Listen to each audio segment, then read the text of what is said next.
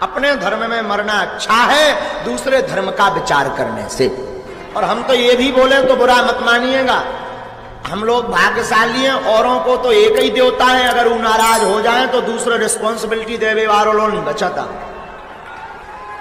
اپنے تے تو بڑی کرپا جائے 33 کروڑ دیوی دیوتا ہیں اور نکٹا ہرو بے بھی کم پڑے تو 2-4 اور بنا لو پر دو.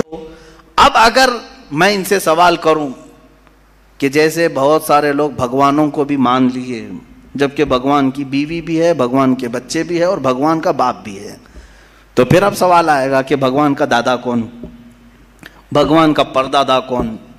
پھر وہ نسب چلے گا، کہیں تو جا کے رکنا ہے، کہیں تو جا کے رکے گا. بچے ہیں تو اب تک ان کی نسل کیوں نہیں؟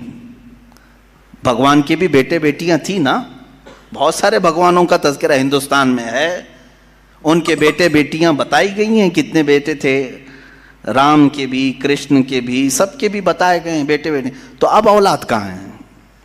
باپ دادا کہاں تھے؟ میرے عزیزوں، میری اس بات کو یقیناً کوٹ کیا جائے گا. مجھے معلوم ہے چند دنوں پہلے یہ کہہ رہا تھا اورنگزیب کی اولاد برتن مانج رہی ہے، ٹیپو سلطان کی اولاد پنچر لگا رہی ہے. تجھے تو یہ ٹیپو سلطان اورنگزیب کی اولاد نظر آئی، ان کی کہاں ہے جن کا میں ذکر کر رہا ہوں؟ ان کی کہاں ہے؟ اور بہرحال اورنگزیب اور ٹیپو سلطان ان تمام کو چھوڑو، ان کی اولاد کو تو نے برتن مانجتے یا پنچر لگاتے تو دیکھا اللہ نے تو تجھے بانج بنا کر رکھا ہے. تیرے سے کوئی چیز نہیں آ سکتی سوائے گوبر اور غلاظت کے، کوئی چیز نہیں آ سکتی. میرے عزیزوں، میں یہاں عرض یہ کر رہا ہوں دور اور تسلسل، کہ اگر اس طرح کسی کا باپ ہے تو پھر دادا بھی ہوگا، دادا ہے تو پردادا بھی ہوگا، یہ چلتا رہے گا سلسلہ. یہ اسلام یہ ہے جس نے کہا قل هو اللہ احد اللہ الصمد لم یلد ولم یولد، کہو وہ اللہ ایک ہے، اللہ بے نیاز ہے، لم یلد نہ وہ کسی سے پیدا ہوا ہے، ولم یولد نہ اس سے کوئی پیدا ہوگا، اس سے کوئی لم یلد اس سے کوئی پیدا نہیں ہوا اور نہ وہ کسی سے پیدا ہوا. یہاں ختم ہو گئی بات. اب نہ میرے خدا کا کوئی باپ ہے، نہ بیٹا ہے، نہ بھائی ہے، نہ بہن ہے، کہیں یہ تصور آئے گا ہی نہیں.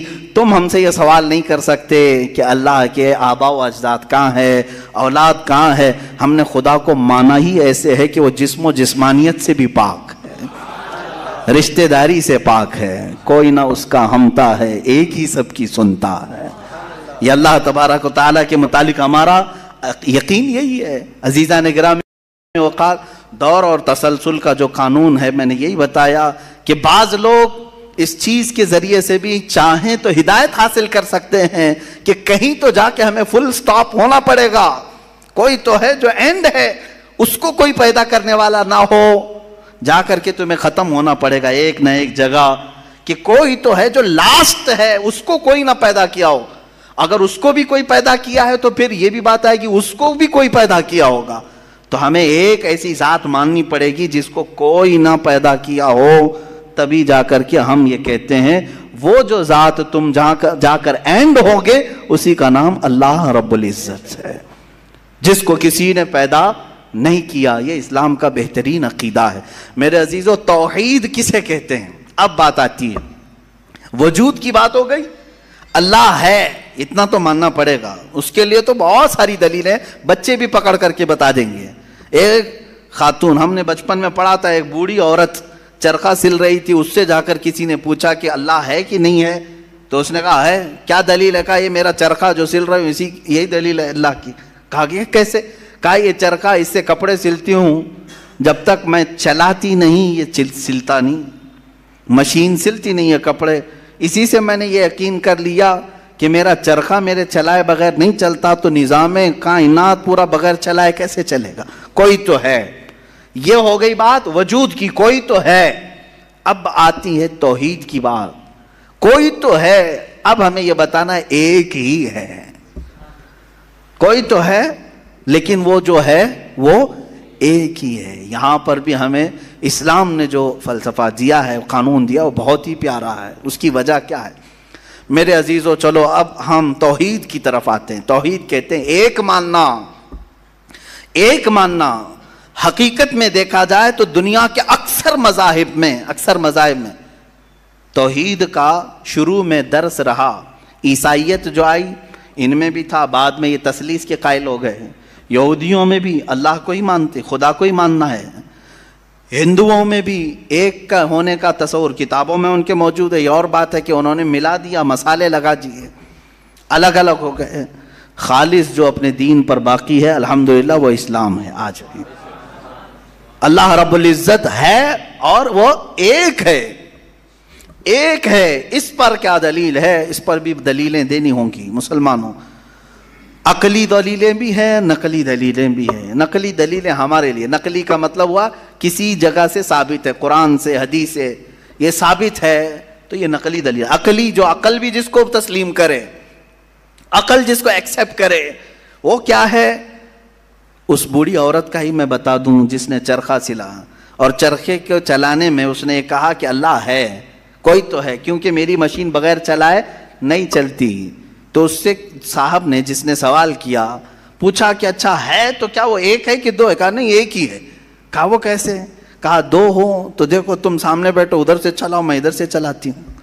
پھر کپڑے کی کیا درگت بنتی ہے؟ تم اپنی طرف کپڑا کھینچ رہے ہوں گے، میں اپنی طرف کپڑا کھینچ رہی ہوں گی.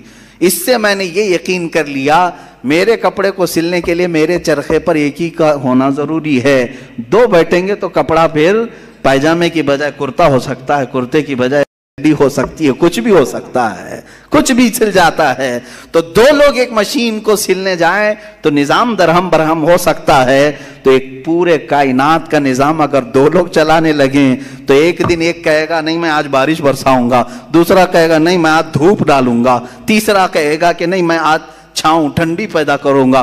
تو یہ تو انہی کے درمیان جھگڑا ہوتا رہے گا. اسی لیے قرآن نے بھی کہا لو کان فیہما آلہۃ الا اللہ لفسدتا، اگر ان کائنات میں زمین و آسمانوں میں خدا کے علاوہ دو ہوتے تو ضرور اس میں فساد ہوتا، ضرور اس میں نظام درہم برہم ہوتا. میرے عزیزوں یہاں دیکھ رہے ہیں ہم بہت سارے نظاموں کو، کمیٹی کا مسئلہ ہے، مسجد کا مسئلہ ہے، بہت سارے چیزیں دیکھیں. صدر صاحب کچھ اور کرنا چاہتے ہیں، نائب صدر صاحب کچھ اور کرنا چاہتے ہیں، سیکریٹری کچھ اور کرنا چاہتے ہیں. حکومت میں جائیں پرائم منسٹر کو اور چاہتا ہے، ہوم منسٹر کچھ اور کہتا ہے، اس کی تو بڑی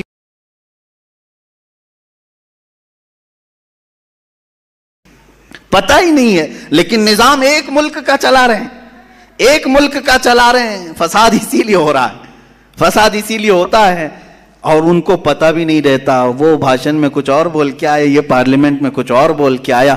یہ سب ہماری مثالیں جو میں آپ کو پیش کر رہا ہوں دیکھ کر کے سمجھنے کے لیے. ایک سے زیادہ جب ہوتے ہیں تو عقلوں کا ملنا ضروری نہیں، ہر ایک کی عقل الگ الگ چل سکتی ہے.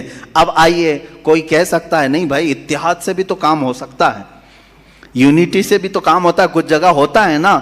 کوئی اگر کہے کہ خدا ایک نہیں دو ہیں اور دونوں مل کے کام کرتے ہیں، دونوں مل کے کام کرتے ہیں، تو اب میں آپ کو کہتا ہوں ایک نمبر والا خدا وہ کہتا ہے آج بارش برساؤں گا. دو نمبر والا اگر اتحاد کرتا ہے اور کہتا ہے کہ نہیں ہاں تو جو کرے گا وہی میں کرتا ہوں، تو یہاں پر قانون یہ تفسیر میں فرمائے گا دوسرا والا تو عاجز ہو گیا، وہ مختار نہیں ہے پھر فیصلہ لینے میں. اور عاجز جو ہوتا ہے وہ خدا نہیں ہوتا، خدا وہی ہوتا ہے جو مالک و مختار ہے، جو خود فیصلے لے گا اور اس میں کسی کو شریک نہیں کرے گا. تو اگر دوسرا والا مان گیا اس کی تو وہ خدا عاجز ہو گیا، اس کی اپنی نہیں چلی. دوسرے دن دوسرا چلایا اور پہلے والا راضی ہو گیا تو پہلا عاجز ہو گیا. تو خدا عاجز نہیں ہو سکتا، یہ ہمارا عقیدہ ہے. خدا وہی ہے جو قادر مطلق ہے، قادر مطلق، ہر چیز پر وہ خود فیصلے لیتا ہے، خود ہی اختیار رکھتا ہے. الحمدللہ اسلام کو اتنا پاک و صاف رکھا گیا ہے. خدا کا جو عقیدہ ہے ہمارے ہاں، عقیدہ توحید ہے، وہ انسان کے ذہن کو بھی پاک و صاف کرتا ہے، انسان کا ذہن بھی پاک و صاف رہتا ہے. اگر عقیدہ توحید تمہارا ہٹ گیا، میرے عزیز و توجہ چاہتا ہوں، توحید عقیدہ سمجھ گئے، اللہ کو